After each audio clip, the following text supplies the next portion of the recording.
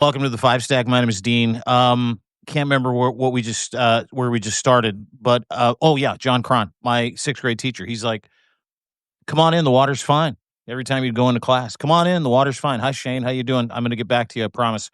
Um, and so that's what I'd like y'all to do. Come on in. The water's fine. These are friendly waters, no shark infested waters. This is a mega free zone. We can have a normal conversation with you, our beloved Substack family. And we've got a few stories to get to today.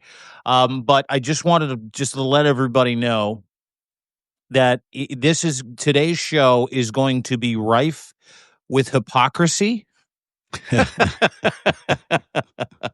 I want to let everybody in today's show know that today you are going to hear things that you've heard for the past 10 months and still not be able to believe that it's happening. We're going to be talking a little bit about an election. We've got New York. Mamdani looks like he's going to clear the hurdle and become the next mayor of the city of New York. We'll get to that. We've got a governor's race in Virginia and in New Jersey. We'll get to that. We'll talk a little bit about Prop 50. We'll tell you about the projections, some polling, a little bit of a preview show today, which is great. Hey, Shane, how you doing, buddy? And hi, Elizabeth. Nice to see you. Hello from the heartland where Trump starves his MAGA base. We're actually going to get to that in a little bit, too, and talk a little bit about this impending SCOTUS decision. And, of course, we'll end somewhere, at one or two on Scott Bessent continuing to. Is there a less threatening individual on the planet than Barbie House Scott Bessent? I don't Threatening know. Canada again? He gets into like actual fist fights with people. Remember, it's a couple of times now. I think Elon Musk and somebody else, maybe Marco Rubio. He went he got into a fist fight. He's quite Gave Elon a black eye. Yeah, he's a bad guy. You wouldn't want to meet him in a back alley. No. On the other hand, Canada's quite formidable, and we'd beat him up if he beat us up first. I don't know if Scott. I see. I'm not afraid of Scott Bessent. I mean, either. But that's just because you think he's gay. I don't think he's gay. I know he's gay, but I don't care if I don't. His sexual preference doesn't bother me. That guy. But that guy think in a looks fight like with a gay guy, the straight guy's going to win all the time. I got news for you, No, sir. I got news for you. I'm not fighting you. You're jacked. There's no way I'm taking you on. Scott Bessent is not jacked. He's just this little wiener. He's just this little loser that just follows Trump around and goes, "Well, things aren't as bad as they look. Or even though they're really bad, they're not as bad as they look. In Canada, we're coming for you, Canada." Because, listen, all hell is going to break loose in the United States after today, ladies and gentlemen. And they're looking for people to pin every bad thing that has happened in the United States of America that led to the consequence of what will probably happen in today's election. And that includes coming after Canada. That includes destroying your SNAP benefits, which apparently they're still going to do. That includes giving pardons to guys like CZ for Binance. That includes election interference. That includes Ice Goon. So why don't we get to it? Where do you want to start today, my friend, Mr. Zev Shalev? At number 5, Americans are voting today in off-year elections that amount to a direct referendum on Trump's chaotic doesn't even seem like a strong enough term, first year back in office, with Virginia electing its first female governor, New Jersey's tight race testing whether Trump's endorsement actually helps or hurts, and New York deciding if Democratic Socialist, he calls himself that, Zoran Mamdani, becomes mayor, despite Trump calling him his worst nightmare. And California's proposed Proposition 50 is offering Democrats their first major counterpunch to Republican gerrymandering. Trump spent the last 24 hours going absolutely nuts, talking about fake polls in all caps. He's calling Jews who vote for Mamdani Jew haters and stupid people. But you have this all on deanblundell.substack.com. What's Trump on about right now as he gets defeated in the polls? It's the same. He knows he's going to lose. He's going to get wiped out today. Prop 50 is going to pass. Not only is Prop 50 going to pass, we're going to get a couple of Democratic governors in New Jersey and Virginia. Not only is that going to happen, Zoran Mamdani, who has run an incredible campaign, who is the antithesis of what everybody in the United States hates, which is, we talked about yesterday, which is big political parties, which are just businesses to fuck you. And he's losing his mind. He endorsed Andrew Cuomo yesterday, which must have killed him. And it killed Andrew Cuomo today. Everybody is voting for Zoran Mamdani. It's a fucking kiss of death. But let me just get to some of the things that he said, because he melted down yesterday, melted down today. threatened to stop sending money to New York if New York wins, if Mamdani wins, threatened to have him arrested, called him a commie, said that he's probably going to look into his immigration papers and visas, and then just Truth Social tweeted his tiny little mushroom penis off for the past 24 hours. To your point, he tweets at 8:46 this morning because he knows he's going to lose. This is fucking crazy. This is the president of the United States. Any Jewish person that votes for Zohran Mamdani, a proven self-professed Jew hater, is a stupid person. That's going to get you very far. That's going to really succeed. Calling New York Jews stupid people if they vote for him? But who hate him? I mean, everyone in New York hates him. So, like, it just amplifies it in the wrong direction. It's just such a stupid thing to do. But, there you go. He does, but he doesn't care. As long as he can continue to label people commies and Jew haters and stupid people, like he called the entire Jewish population of New York stupid people. That's fucking as anti-Semitic as it gets. Then he tweets this about an hour before that, because he's dying in the polls. I don't know if you've seen some of the Quinnipiac stuff. CNN kind of put it all together for us yesterday, and he's going to say CNN's fake news, but whatever. He's like 30% on the economy, 29% on immigration. His overall approval rate, his disapproval rating is around 65%. Wow. His 65% of America. So this entire election cycle, Prop 50, everything that's going on with these special elections, the mayor of New York, they're an indictment of him, and he knows it. So he puts this out. So many fake polls are being shown by the radical left media, all slanted heavily towards Democrats and far left wingers. All of them, by the way. In the fair polls and even in reasonable polls, which I have not seen, fair polls and even reasonable polls, I have the best numbers I've ever had. And why shouldn't I? I ended 8 wars, created the greatest economy in the history of the country. No, you didn't. Kept prices, inflation, and taxes down. They're way up all over the place. Setting standards for right track, wrong track for the USA. Fake news will never change. They are evil and corrupt. But as I look around my beautiful surroundings, I say to myself, and he can't help himself. Like the self-aggrandizing bullshit is awesome. He's like, oh, look, here I am sitting in the Oval Office. That was this morning. But it got better and better and better. Like all night last night, Virginia, New Jersey, vote Republican if you want massive energy costs. Vote Republican if you want massive energy costs and crime reduction. Democrats will double and even triple your energy costs. Crime will be rampant. It's always the same fucking thing. He's trying to paint everybody this picture that if you vote for somebody that he doesn't like, who doesn't lick his balls, who doesn't change his diaper, who doesn't shine his bald spot, if you don't vote for his guy, nothing but death and destruction will befall you. And meanwhile, he is the guy bringing death and destruction everywhere. I mean, he's the guy currently, with a shutdown government, taking away people's Medicaid, taking away people's Medicare, firing federal workers left, right, and center, an economy that might look like it's doing well in the stock market, but is actually tanking it everywhere else. People aren't selling their homes, they aren't buying their homes because they simply can't agree on what the market should sell for. And that means that there's a mortgage crisis potentially brewing. You've got, the world hating you because of all the tariff craziness that you've done. And your prices for everybody, no matter what it is, your healthcare, your groceries, your energy costs are all rising. This is not a great president. This is the guy who's delivered everything he says the other team's going to do. So if you follow that reasonable logic, then you need to vote for the Democrats everywhere. They're the only ones who can actually fix the problem. Yeah, dude, you know what? And it's going to be a bloodbath today. I'm fucking so tired of the mainstream media equalization of whether or not Trump is going to win or whether or not he's got great ideas or whether or not his candidate's the right candidate. I am so exhausted by that I prepared some numbers in a post today. I'd encourage everybody to go check it out. DeanBlundell.substack.com, 25% off. We've reduced the prices. Come on in again. The water's fine. Would love to have you. Free or paid. You're the lifeblood of what we do. So I put some numbers together, and it's really fascinating because in Virginia, as of last night, Abigail Spanberger is up, the Democrat, the candidate. She's incredible. She's up double digits in every category, in every district in Virginia. Double digits, almost every single. Virginia every is single. So district. important. Virginia is where a lot of federal workers live.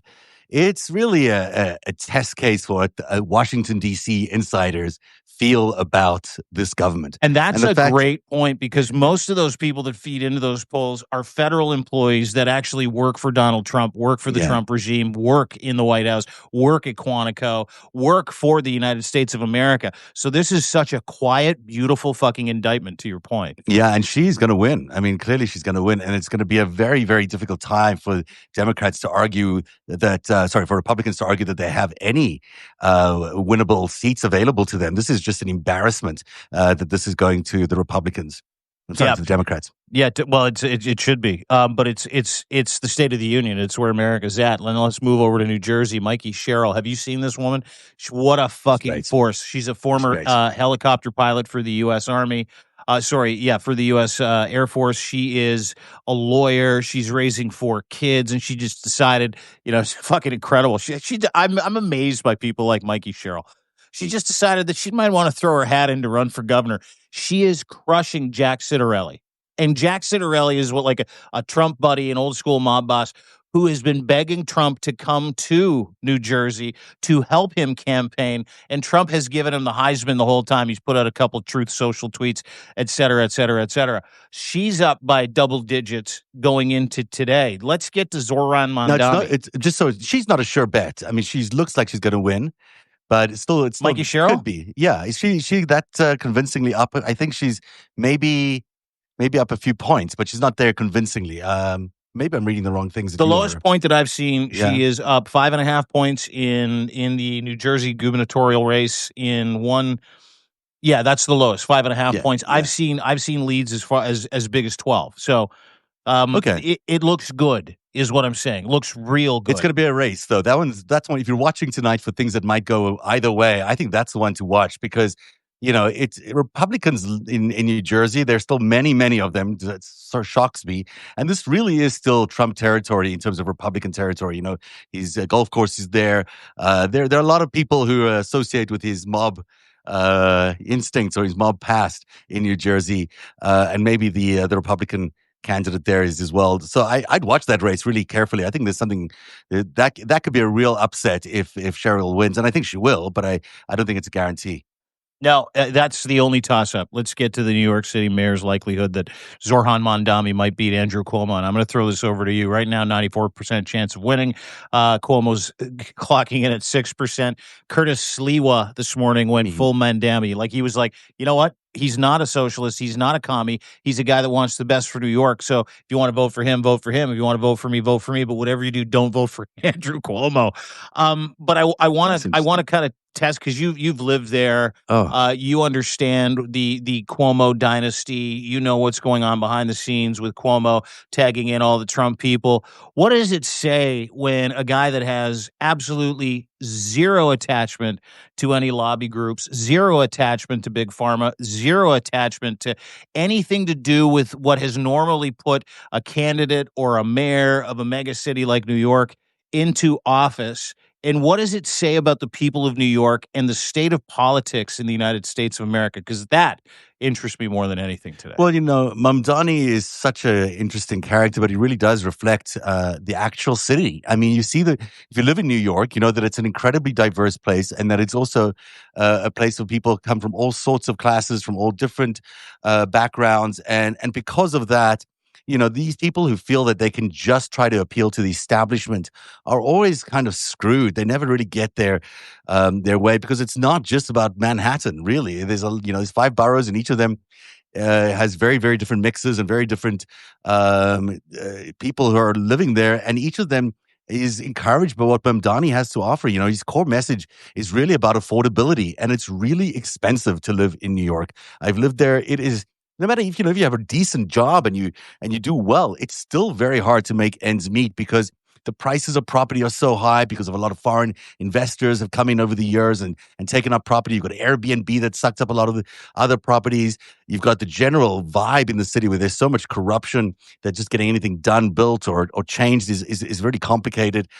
So his suggestion about the city grocery stores, universal child care, these are things that really appeal to your average free transit. New Yorkers really need it. I mean, they really are struggle to make ends meet, especially in the current economic climate. So he is speaking their language. That's why he's going to win. It has nothing to do with the identity politics, Donald Trump. It has to do with the fact that he's got good policies that are speaking to the average working class people of New York who are going to elect him the New York mayor without a doubt because God knows Andrew Cuomo doesn't represent them. And Curtis Sliwa, who's just like he lives under the rocks of Cockroach? I was going to say that, but I didn't want to say it. But he lives under, every few weeks he shows up and tries to get attention for himself. He's he's a cartoon character. He's not even real. Like I've met him a few times because I used to produce the local news over there, and he's an interesting guy. I mean, he's a good enough guy, but he is not mayoral material. And if this is all the Republican Party could pull together was Curtis Sliwa, if this is the only candidate they could get, it tells you how dead in the water Republicans are in New York City. What a great point. What a great point. Like there's no race, really. They got the guy from Guardian Angels who still wears a red beret. Yeah, I mean, really. And this guy still monitors the streets. Like, I think it's just him now in the Guardian Angels. And is it really? He goes up and down. I'm like, dude, you're still going out there every day? Like, come on. This was a good shtick a few years ago, but still. And now he's going to be wants to be the mayor. It's not going to happen, of course, but they just couldn't find anyone stupid enough to run for the Republican Party. Andrew Cuomo is everything you're seeing that he is, just an institutionalist. He's captured by big money and big interests. He was a failed New York governor. We found out, firsthand last time he was governor, and his whole family's political dynasty has sort of collapsed. So really, there's not a race there. It'll be shocking if Mamdani didn't win, but it's so exciting to have a 34-year-old new young blood kind of mayor in New York City that's really going to revolutionize the way that city is run and really talk to the key issues that matter to people, which is affordability in the city you live in. Anyone can relate to that. It should be the number one thing every politician thinks about every single day is how do you make it more affordable for people in your constituency to survive. Of course, it's the last thing from Donald Trump's mind, but it's what everyone else should be thinking. Yeah, and he really focused his attention on, not worrying about Donald Trump calling him a commie, not worrying about other people calling him a Jew hater, not worrying about, the labels that the MAGA machine tried to put on him to get people to feel fear when they wanted to cast their vote for someone who wasn't an insider, wasn't part of the institution. And you can probably say, without the mean-spiritedness that Mamdani is the authentic version of what Trump sold to America when he said, I'm an outsider.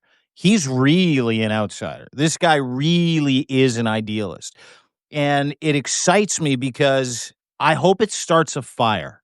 I hope it starts a fire under the bellies and the feet of people who have been captured by the idea and the ideology and the identity of the Republican Party and the Democratic Party. I hope it opens people's eyes. I hope he's incredibly successful. I don't give a fuck that he's a socialist Democrat or I don't care about the labels that you want to give him. What I care about is that he's interested in humanity and taking care of the people of New York.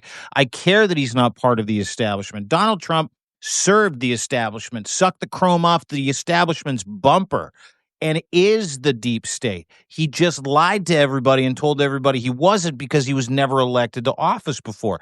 This gentleman, Mr. Mamdani, yes, he's an idealist. Yes, if your ideology doesn't mix with his, you're not going to like him.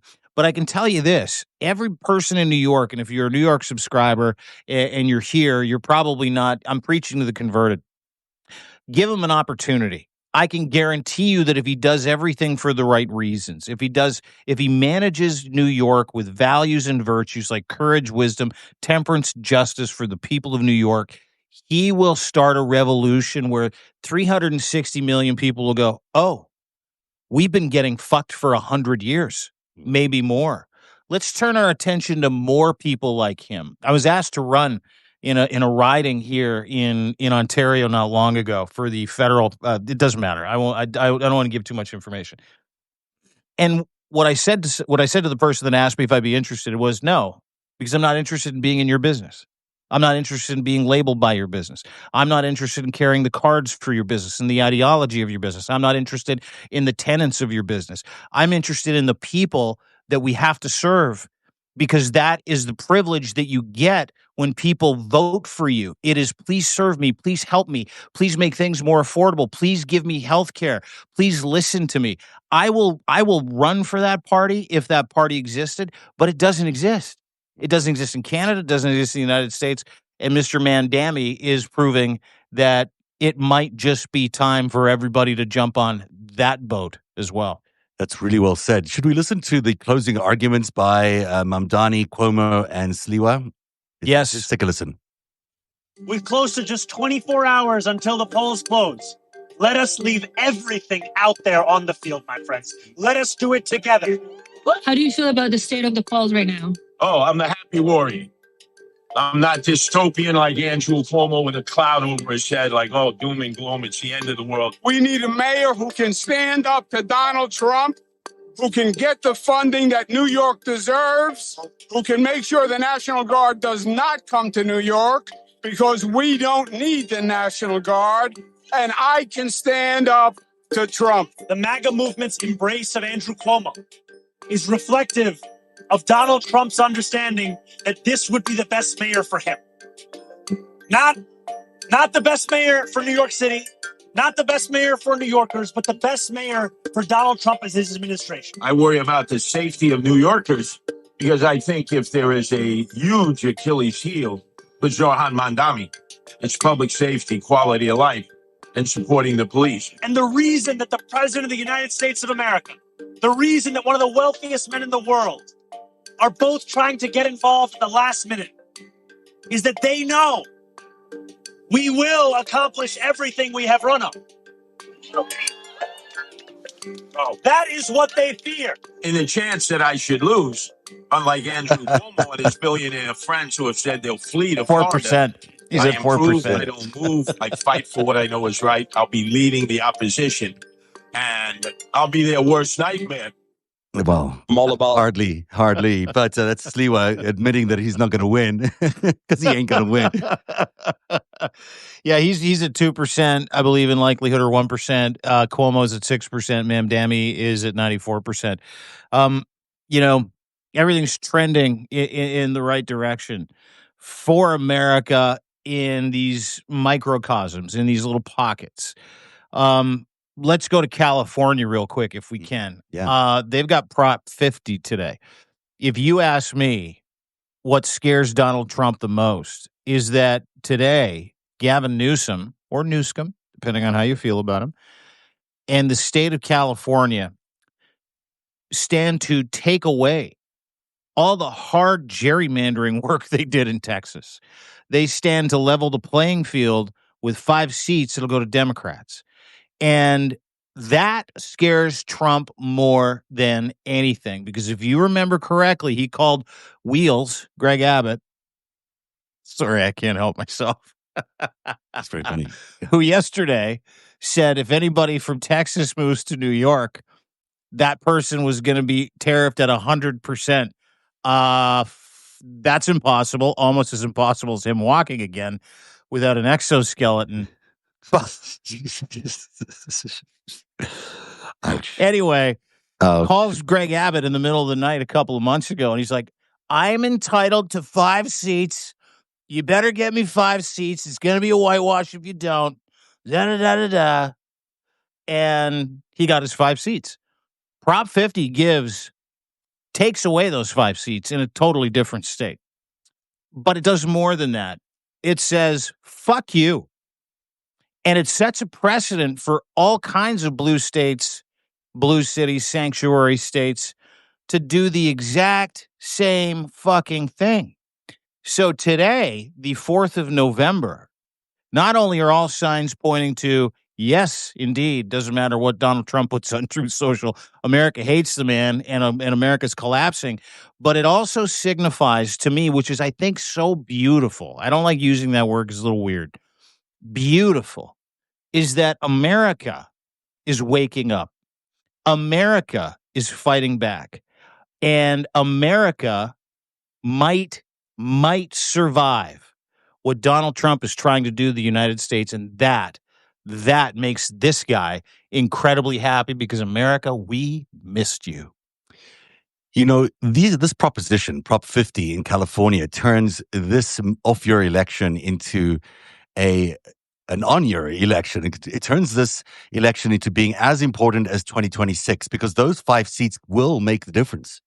What Californians decide in terms of By the way, creating 70 to 80% of Californians said they're going to vote for Prop 50. So it's going to happen. It looks like it's going to happen. You're absolutely right, and that's why it's so important because it equals the playing field for next year. And because Republicans are doing so horrifically in every way possible, it's unlikely to see them, mustering enough extra seats in all these other red states that they're trying to do in order to win the elections next year for the House. And the control of the House, if that slips away from the Republicans, that is a nightmare for Republicans. It's a nightmare for Donald Trump because the next thing you think of is impeachment. And that is the next thing everyone will think of if he loses tonight's election in California in this proposition and in these other states. People are going to start looking at the numbers, and if he's down at 35% right now, they're going to start musing about 25%. 25% is what kicked Nixon out of power, and he is heading in that direction. You could not imagine a worse president than the one we're having right now, who's really destroying any possibility of winning this election. Yeah. Listen, this is for America's future. And Gavin Newsom said it best today. Hey, this Donald Trump is weakness masquerading as strength, and ripping the curtain back so you can see that the Wizard of Oz is indeed a tiny, balding, decrepit, dementia-laden fascist. Is of the utmost importance. At the same time, so is your ability to vote. So is your interest in keeping America, and taking it back for yourselves. And again, I go back to that all the time. Is the idea that the United States of America has abandoned itself. What I'm seeing today in polling, what I'm seeing today from Americans, what I'm seeing from specific states and cities in the United States of America, defy traditional political logic. Right? New Jersey, that defines traditional political logic. And you can kind of set your watch to the reason. It's independence. He has lost 30% of the support that he had in the 2024 election, all independents. The biggest drop that he's had, millennials and people under the age of 30, the Hispanic community and the Black community. He tricked them. He told them he was going to make their lives great. He was only going to go after, illegal aliens. He has spent the last several months beating the shit out of marginalized communities and people of color. If you don't think that those videos don't matter, or if you go buy them on social media and you're doom scrolling, and you're like, I can't watch this, and you're not sharing it, do it. Those things really fucking matter. America's reputation matters to Americans. I watched a video this morning that summed up where we're at, but it also summed up why America hates Donald Trump. The incivility, the mean-spiritedness, the destruction of basic human rights, the disappearing of Americans from the streets, shooting into cars, ICE goons, total fucking losers. That just was like, I need 50 grand to pay off some gambling debts, or, I can't get a job, or I can't read. Well, go join ICE, they'll give you 50 grand. Shooting into cars, pulling mothers with 4 children out of the car as they shoot into cars. This is in Broadview, New York, Broadview, Illinois, over the weekend. America's tired of it. Dude, America's so exhausted by the visuals that he continually thinks, and it's going to kill him. And rightfully so, kill his political career. It's going to kill MAGA. That's not America. And Americans know that, and they're fucking exhausted by it.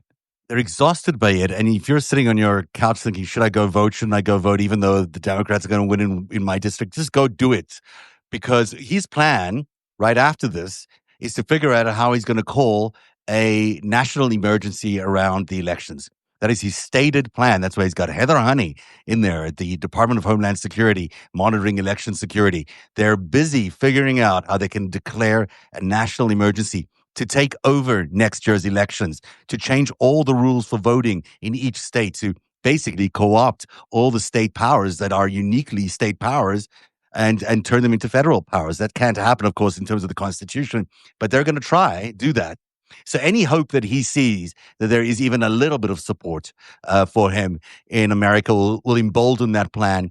And we should absolutely send him a clear message today that is a non-starter. His attempts to take over the elections for next year are not going to work. And that's why it's another big message that voters are delivering him today. And get out there and vote if you can. If you're still voting in your territory, just go do it. Every voice and every vote counts. The number 4 story, Dick Cheney, the most powerful vice president in American history and architect of the post 9/11 war on terror, died yesterday at 84 from complications of pneumonia and decades of heart disease. The man who championed torture programs, warrantless surveillance, and the catastrophic Iraq war spent his final years breaking with Republicans to condemn Trump's authoritarian moves, backing his daughter Liz's January the 6th investigation, and even voting for Kamala Harris in 2024. His death closes the book on a figure who Democrats once moved to impeach, but ultimately shook hands with after he stood against Trump's attempt to overturn the 2020 election.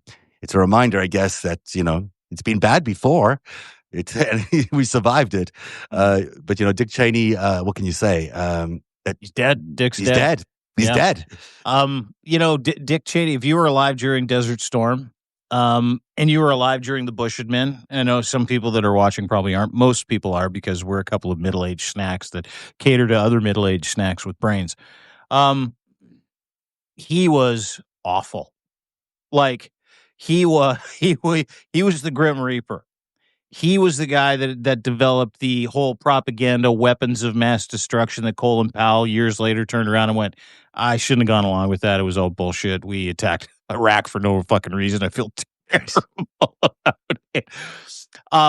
Dick Cheney was a warmonger. Dick Cheney used the war on terror and what happened after 9/11 to go ham around the world, to collect oil leases around the world for his buddies at Halliburton. He was the CEO of Halliburton for a long period of time.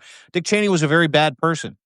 Dick Cheney, and the other interesting part of Dick Cheney was Dick Cheney had like a terrible heart disease and managed to live an extra 35, 40 years through the miracle of science. And at the end, he had a heart transplant. But prior to that, he literally didn't have a heart. He had a machine inside himself that was attached to a couple of batteries that just kept pushing blood around his system so he could stay alive. Truly fucking remarkable. That's crazy, actually.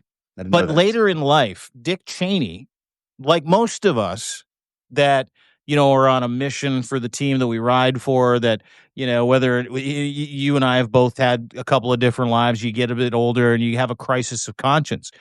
Dick Cheney apologized for standing against gay marriage because one of his daughters is gay, Liz Cheney's sister. Dick Cheney's fierce opposition of Donald Trump, not because of his daughter, but because he loved America, was truly a spectacular thing to watch. And you have to, and there's a lot of people that hate the Bush admin, and I get it.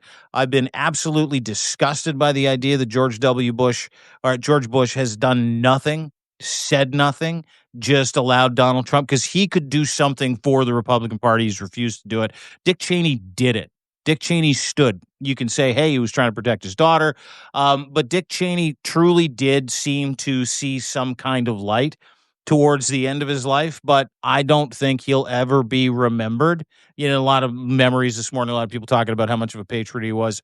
But he was, Trump regime light before the Trump regime was here, but he was a man of means. He was a very bright guy, and he was a very convicted guy. It's just, he was also a warmongering asshole who killed lots of people on behalf of the United States and their desire to control oil fields all around the fucking world. So there's that. I mean, the same machine that gave us Donald Trump gave us Dick Cheney, and before that, it gave us Ronald Reagan, and there's and the other George Bush. I mean, this has been a thing that's been going on in America for 50 years, if not longer. And it's, you talk about coming of age. I think America is finally realizing that, everything is not quite what it seems, that the past was full of terrible people doing terrible things to America. It's sort of like we're living in an adolescence that you wake up one day and you realize, oh, wait, the world isn't quite the way my parents told me it was going to be. And, Santa doesn't really exist or whatever. And here we go. This is the real world. But wait, whoa. What? Santa's not real? Dude, I hate to break it to you, but, chimney and everything, no. All right. Well, No, I'm too many glad chimneys. you're doing this. Too many I've chimneys. seen people get fired for saying Santa's not real. So anyway, go ahead. Yeah, we don't have those rules around here. No. We can do whatever we want. But you know what I'm saying? I mean, you look at what Donald Trump is, and he's like a turbocharged version of Dick Cheney. You think of Halliburton as this corrupt empire that Dick Cheney built, that sort of monetized war, and how they went to war literally to get oil. I mean, it's so pathetic that, and we've just seen that accelerate and accelerate and accelerate. And of course, we all know that the 2008 crisis was precipitated by the fact that they allowed all these banks and regulators to stop doing the work that they needed to do during the Bush-Cheney years.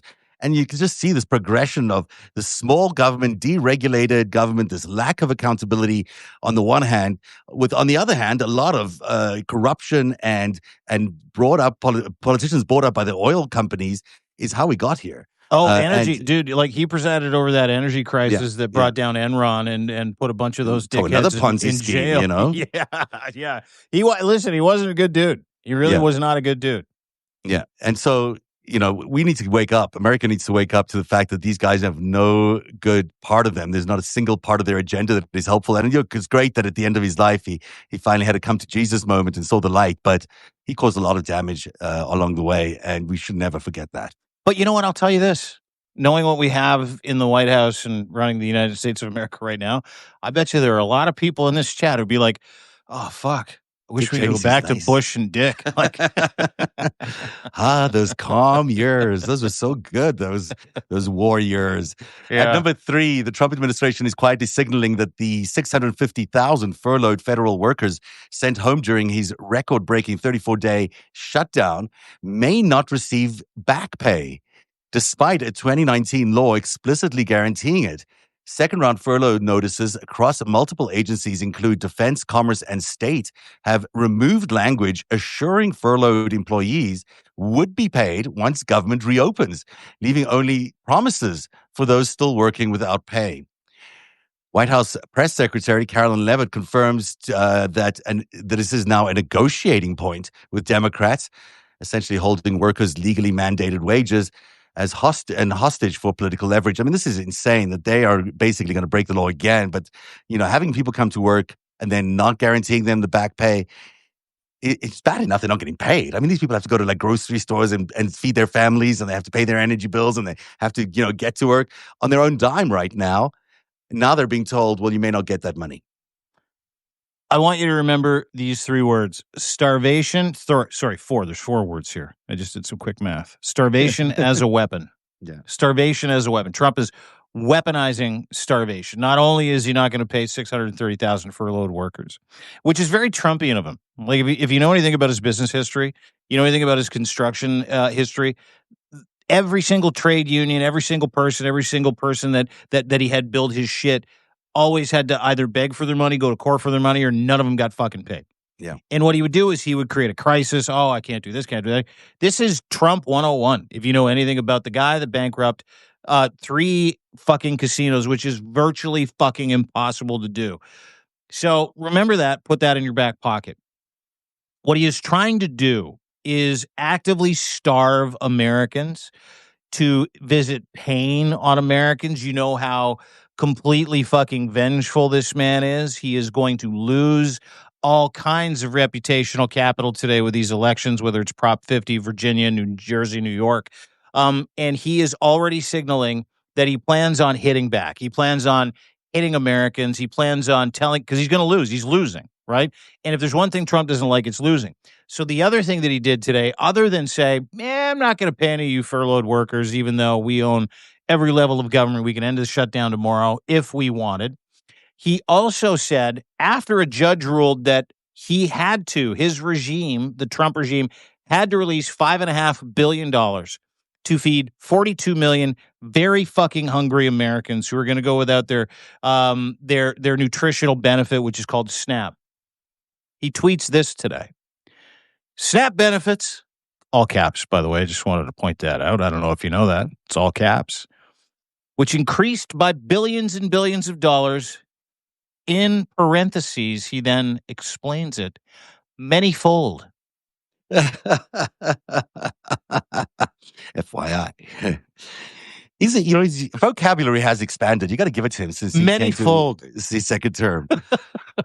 During crooked Joe Biden's disastrous term in office, due to the fact that they were haphazardly handed to anyone for the asking, as opposed to just those in need, which is the purpose of SNAP, will be given only when the radical left Democrats open up government, which they can easily do, and not before. Thank you for your attention to this matter, President DJT. He owns all three levels of government. That's just a full fucking bullshit Truth Social tweet. And it is fucking crazy. He's still hanging every one of his failures on Joe Biden, who hasn't been around for almost a year. But, we'll leave that aside. And he's the guy that engineered the shutdown. And he's the guy that said, don't pay SNAP benefits. And he's the fucking guy that says we're going to furlough workers. We're not going to pay them either. He's the guy, not Joe Biden, not anybody else, him and his regime. They are starving people and using starvation as a weapon. Let me also point this out, and here's how I know it. Other than all this, here's how I know he's weaponizing starvation to kill Americans and to get what he wants. He made Brooke Rollins, the head of the Department of Agriculture, send letters, warnings, intimidating warnings to every single grocery store in the United States of America that takes part in the SNAP benefit program, and said explicitly, if you reduce prices for people during the time where we're preventing people from accessing SNAP benefits, if you give them food, if you show them mercy, if you show them empathy, if you feed anybody, we're going to remove you from that SNAP program, and we're going to prosecute you. That's crazy. He did that today. So if you fucking I won't say if you think this, you're crazy, because you're not. These are the smartest people on Substack, the people that are tuning in. I have never in my life, and I've been shocked by this guy. I've been shocked by his anger, his mean-spiritedness, his evility. I've been grossed out by it. He is actively, by policy, trying to induce something called Holodomor, which is where Stalin starved the fucking people of Ukraine, millions of them, killed millions of them. He's actively trying to introduce that as policy because, anybody? The Democrats don't want him to cut Medicaid to 20 million people. But this is against his own people. These are against... Of course it is. It's shocking. And all of these other elections, he's going to double down and try and figure out a way to hurt Americans more. That's the only thing he understands. Is pain and suffering, and then taking away everyone's rights. Ultimately, he's leading towards a complete collapse of the economy. And when you've got people starving, they can't do very much else. They think about food. They think about how they're going to survive their day-to-day lives. And if you're starving them, they're not going to protest necessarily. They're not going to necessarily be a problem for you, but they're not going to be paying their mortgages either. They're not going to be paying their rents either. You're going to start seeing the mortgage economy collapsing. And he really wants to see the entire economy crash to a halt. That is how disgusting this presidency is. The number two story is also important, and it's relevant to what you've been talking about, because Donald Trump and his administration are now seeking the advice, that's what they're calling it, from the Justice Department for additional guidance that could provide a legal basis for any military action beyond the current campaign against Venezuela. So, as you know, they've been striking boats in open international waters. And they threatened war against Venezuela, but they haven't been getting a lot of support. So now they're trying to figure out if there's a way for them to have legal rationale for targeting Mr. Maduro, the Venezuelan dictator, directly without needing congressional authorization for the use of military force. And that is what they're looking to do now, is to basically take out the dictator of Venezuela, who none of us have any support for, but still is the the rightful current leader of that place. President Nicolas Maduro is now wanting to make him a target, so they're going to try to do assassinations of leaders of countries instead of needing to go to get authorization for war from the Congress. And that's just moving right now at the New York Times, which pushed that story. I mean, it's unconscionable, but what do you do when you have an economy in crisis? What do you do when Democrats are surging? Well, you start a war. Yeah, but he said in the 60 Minutes interview, where she's like, "You're going to invade Venezuela?" He's like, "I don't think so." I don't think so. No support. Yeah, no, none. Let's up the ante here. This is from about an hour and a half ago. This is a news outlet, a mill blogger in Russia, and it was confirmed through several sources that Russia has delivered several Pantsir S-1 and Buk M2E surface-to-air missiles to Venezuela. Systems transported aboard an IL-76 military airport transcraft. I'm shocked they have shit left. I thought Ukraine cleaned them out. Apparently not. Russia, China, Iran are flooding Venezuela right now with military equipment. Yeah, they'd love this war. Oh yeah, absolutely. It would prove out Russia to be this country that America thought it was or used to be to every member of the EU, standing up to Americanism, standing up to the West. This is going to, if Donald Trump pulls the trigger on this war with Venezuela, this is going to be a nightmare for the United States of America. We talked about that yesterday. It sounds like the military is not supporting him, and that's why he's not going to choose the direct military path. But he still thinks he's got a right to take out Maduro, which would, of course, trigger a war anyhow, because, that's what happens when you eliminate the leader or assassinate the leader of a country. But so they're trying to figure out a covert way, I bet, to use whatever they have, whatever resources they have inside Venezuela to assassinate the Venezuelan president in order to avoid having to go to Congress and avoid the uncomfortable thing that they would be asking the military to do something that they refuse to do, which is currently what's happening. But, it's an astonishing decay of our foreign policy when they're thinking about assassinating leaders in other countries just because. Yeah, well, dude, like they've done nothing to us. I mean, they've done lots to Maduro's done a ton to the Venezuelan people. He's a dictator. He's an asshole. He's like that, the horseshoe curve they talk about with socialism and fascism. He calls himself a socialist, but he's a dictator, and he is hurt the Venezuelan people. But that country is in no way a threat to the United States' national security, like in no way, shape, or form. To your point. This is just another distraction. This, like the government shutdown, is the Epstein files shutdown. This is the Epstein files Venezuelan war if he chooses to go to war. Oh, but they do have oil. They do have oil. Speaking of Dick Cheney. Well, of course they do. They do have oil. So that would be nice to have, wouldn't it? Yeah. The number two story, two-parter. Sorry, this is number one story, but it's a two-parter. The Supreme Court hears arguments Wednesday on Trump's sweeping global tariffs in a spectacular case, which I can't believe I'm saying this, but I'm actually going to listen to the entire argument tomorrow because I'm really interested in what SCOTUS is going to be saying. Maybe we'll carry it live for you here on Narrative. But, this is a big argument that they're hearing tomorrow. But it's coming at the same time as Scott Bessent, the Treasury Secretary, is threatening Canada for the second day in a row. This comes from deanblundell.substack.com. What do you have on Bessent's war on Canada? Bessent was on Fox this weekend, and they were talking to him about Canada and when are you going to get a trade deal with Canada. Mark Carney made a misstep. Mark Carney, over this last week, everybody is aware of the Canada ad with Ronald Reagan, where he talks about how stupid tariffs are.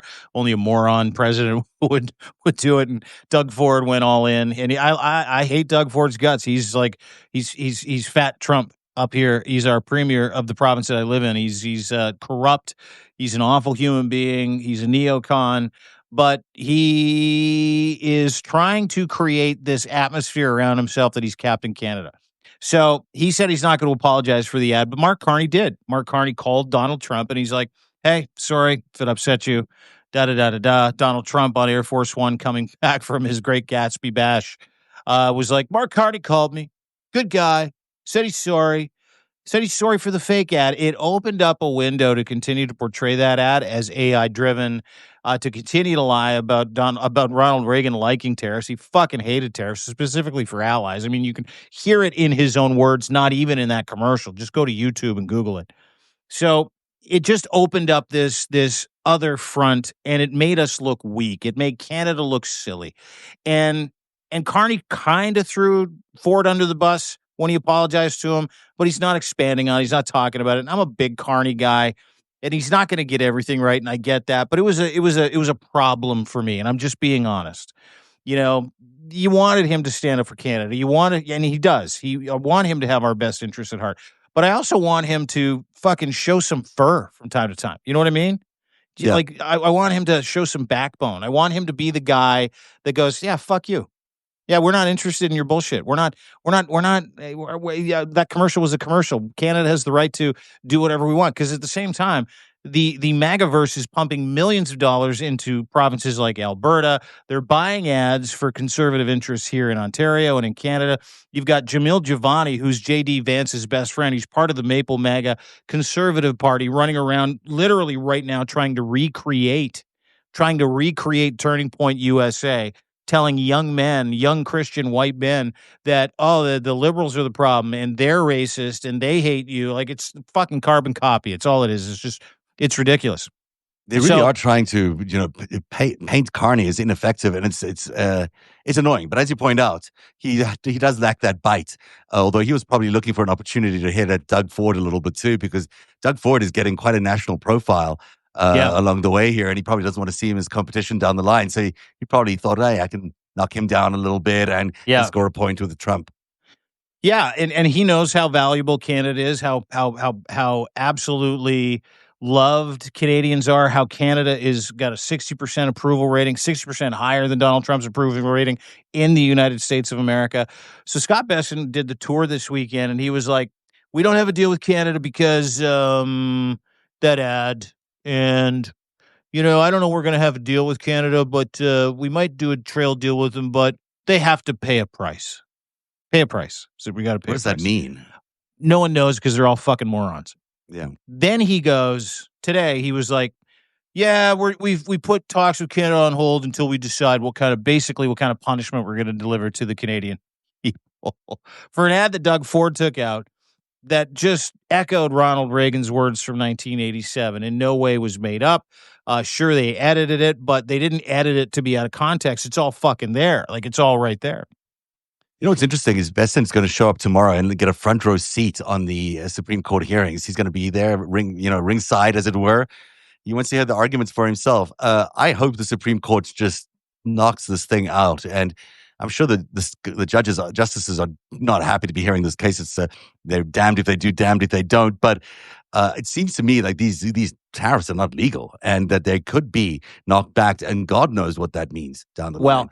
Well, and listen, not only does God know what it means, is that I think Trump today is telegraphing that he's going to fucking lose. He said he's not going to show up. Scott Bessent's going to go there. Canada, a bunch of other tariff countries are waiting with bated breath to see if the Supreme Court chills the tariff bullshit and gives us the opportunity to get a deal done with the United States of America with these lunatics that are in the Oval Office. But the truth of the matter, and this is kind of the interesting aspect of this, is that this is kind of why Canada has slow played all this stuff. I talked to somebody in Carney's orbit yesterday about the SCOTUS decision, and they're like, it was, the International Trade Court sided with us.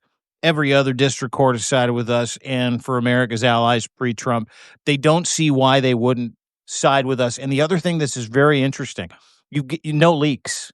Like if Donald Trump, and don't question whether or not Donald Trump is trying desperately to figure out a way that he can put his thumbs on the scale, trying desperately to figure out a way that he can leak some information to sort of change the narrative or put some pressure on SCOTUS. But the fact that there are no leaks and the fact that he's lost at every level, there is a very angry Donald Trump right now that said, and I quote, I can't quote because I'm not quoting, but who said something to the effect of, doesn't matter what they decide, I'm going to do what I'm going to do anyway. Just like he's doing with the SNAP benefits. He's going to continue to do this and ignore this fucking Supreme Court, like he is ignoring federal courts when it comes to every decision, including these SNAP benefits. So this not only sets up an opportunity for Canada to kind of drive that wedge in there, but it also sets up an opportunity, I think, for people to start having a more serious conversation about the Constitution of the United States. And that's something that we've had heated discussions over. This is going to be a constitutionality crisis because Donald Trump has never said, he's really not been told no by the Supreme Court of the United States yet. Yeah. He's been given all kinds of leeway and different paths to be able to kind of get around what he's been doing and what he wants to do to the United States. So a no tomorrow, which pundits are saying because of a couple of, different aspects or different threads are saying that he's going to get a no. And it doesn't release any tariffs. What it does is it'll start challenging his ability to call anything an international emergency, something that he needs to put a directive for, because these are not international emergencies. Trade was humming between our countries, has for years. We've got a free trade agreement. Our economies are effectively integrated. And he just kind of put a stop on it and goes, fentanyl. And then Tulsi Gabbard comes out. She's like, well, there's no fentanyl. And that'll be part of the decision tomorrow. And he's like, there's still fentanyl. And they're like, no, there's no fentanyl. He's like, the fucking ad. I hated the ad. More tariffs. Like it's unconstitutional. It is a breach of our trade agreement with the United States of America. And if the Supreme Court finally fucking gets it right, which apparently they might tomorrow, I think we're going to see a very angry Donald Trump in the afternoon. Now, they're just hearing arguments tomorrow, so we won't know for sure what they're thinking, but we can tell with the line of questioning what they say. And you bet your bottom dollar, whatever happens today at the polls is going to influence them. They're human beings like the rest of us. If they see a big defeat for Trump and his policies in the polls, that will impact the kind of questions we hear tomorrow. That'll impact the mood of the justices tomorrow. So we'll be able to read between the lines as these arguments are going on as to whether, these tariffs have got a chance of succeeding and Donald Trump's policies can continue. I doubt it, but we'll see what happens tomorrow. It's going to be an interesting day. That is the FiveStack today. I want to thought it was Thursday, but it's only Tuesday. Gosh, because it's been so busy. It's been a busy few days here. I feel like we just got started. Yeah, I know. Tonight, Michael Wolff is coming on at 7 p.m. with me to talk about Epstein and Trump. It's a must-watch for everybody. I hope everyone joins me. You're having Michael Wolff on the program? Yes, and I'm a little bit nervous. I got to say, I've had to do a little bit of research. Just tag me in. A lot of research. Tag me and I'll come into that one. I'll get into that one. And I'll calm everybody down too. I want to be on. It's really an interesting conversation. I've been trying to talk to Michael Wolff. As you know, he's done a lot of stuff on Trump, on Epstein. He's spoken to both of those guys. He's got hundreds of hours of tapes just on Epstein. And as we're getting ready to launch The Greatest Heist Book 2, it'll revolve around the same sort of network that we keep identifying. This network of, call them what you will, mobsters, foreign influences, operatives, who seem to have taken a hold of America over the last 50 years and are bankrupting America. So it'll be a really exciting conversation. And we'll talk about elections as well. So yeah, hop on at some point. And dude. Yeah. No. You can ride with us if you want me on it. I'm happy to join you because I just love Michael Wolff. I love his courage. I love the fact that he's suing Melania and Donald for threatening to sue him. Love that. So no, you go for it. But dude, congrats. That's a huge. He had a really great premiere on Substack. I mean, he went in his first day with "I'm suing Melania." I mean, that was a very impressive way to start your Substack career. So just for that alone, it's impressive that he's and I'm excited to talk to him about that because I want to hear about this lawsuit. He's not backing down. He's suing and. They sued him, of course, and now he's countersuing because he wants to threatened to sue him. They threatened to sue him and Hunter Biden and anybody that said that Melania Trump had sex with Jeffrey Epstein before she had sex with Donald Trump. But the record is pretty clear on that. I mean, sorry, she Donald. Did. She totally did. She was part of she was in the Epstein circle before, she was a product of that. She's the first lady. She's an Epstein Files girl who's now the first lady. So she's realized her potential and she doesn't want anybody to unwrap the truth that she may be not a very effective first lady who is also deeply involved in the Epstein Files. So I can't wait for that. I'll watch it tonight with you. You mean she wasn't in love with Donald Trump? That's not the reason she became apparently not married. No, apparently wasn't love. His mushroom penis. And folks, Santa Claus now love? What the hell? It exists. I hope love exists. I've heard of it. What is it like? What is love like, Ron? Sorry, just an Anchorman reference. One of my favorite movies of all time. No worries. Yeah. I can't wait to watch that. Everybody, what you need to do is go subscribe to Zev. You go to narrative.org, give him a subscription, free or paid. Paid is what really keeps us going. It makes these interviews possible. It makes us touching base with you possible.